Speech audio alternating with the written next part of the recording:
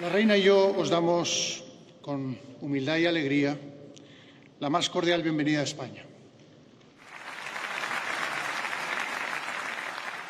Un gran país que desde hace casi 2 milenios ha acogido la palabra del Evangelio.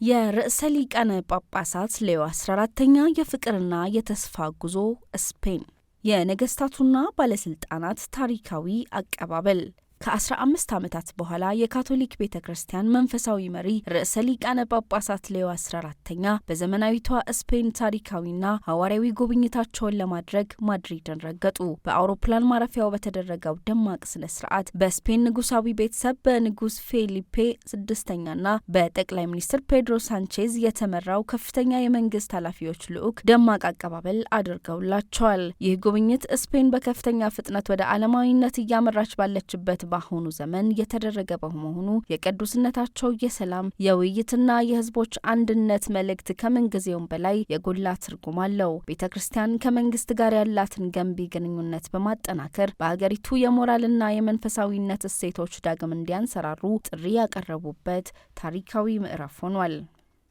ርህራሄ ለተገለሉት ርዕሰ ሊቃነ ጳጳሳት ሌዮ 14ኛ የስፔን ጉብኝት በቤተ መንግስት ግድግዳዎችና በከፍተኛ ባለስልጣናት መስተንግዶ አልተወሰነም። የክርስቶስን ትሁት ፍቅር በተግባር ለማሳየት ቅዱስነታቸው አብዛኛውን የስፔን ሐዋርያዊ ጉብኝት ጊዜያቸውን ያሳለፉት ማህበረሰቡ ከረሳቸውና ከተገለሉት ወገኖች ጋር ነበር። በማድሪድ የጎዳና ተዳዳሪዎች ማዕከል በመገኘት እያንዳንዱ ሰው የእግዚአብሔር አምሳል መሆኑን አውጀዋል። በካታሎኛ በሚገኘው ብሪያንስ አንድ ማረሚያ ቤት በማምራት ከታራሚዎች ጋር ተቀምጠዋል። ማንኛውም ሰው ከስህተቱ በላይ ነው፣ የእግዚአብሔር ምሕረት ከማንኛውም የእስር ቤት ግድግዳ በላይ ይሰፋል በማለት ቤተክርስቲያን ሁልጊዜም ለድሆች ለተገለሉትና ተስፋ ላጡት አባላቶቿ ቅርብና አዛኝ መሆኗን በተግባር አስመስክረዋል።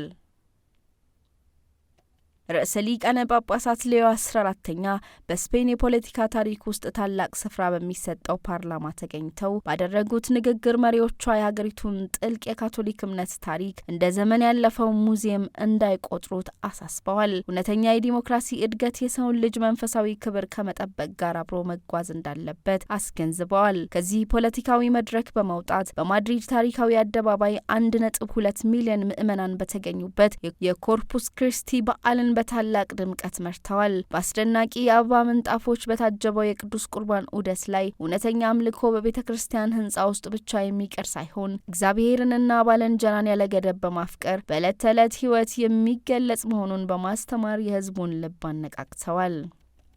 ወጣቶችና ተስፋ ዘመናዊው ዓለም ባመጣው የቴክኖሎጂ ሽሚያና የኑሮ ጫና ውስጥ ላሉት ወጣቶች ቅዱስነታቸው ልዩ ጊዜን ሰጥተዋል። ፊታቸው በአባታዊ ፈገግታ ፈክቶ ከስፔን ወጣቶች ጋር በነበራቸው ቆይታ መንፈሳዊ መነቃቃትን ፈጥረዋል። በሺዎች የሚቆጠሩ ወጣቶች በተገኙበት የሌሊት የጸሎት ስነ ስርዓት ላይ ቅዱስ አባታችን ወጣቶችን የነገዋ ቤተ ክርስቲያን ተስፋ ብቻ ሳትሆኑ የዛሬዋን ቤተ ክርስቲያን ሞተር ናችሁ በማለት አወድሰዋቸዋል። በጥርጣሬና በጭንቀት ሞላው ትውልድ በክርስቶስ ብርሃን እንዲመላለሱና ተስፋ እንዳይቆርጡ አበረታተዋል።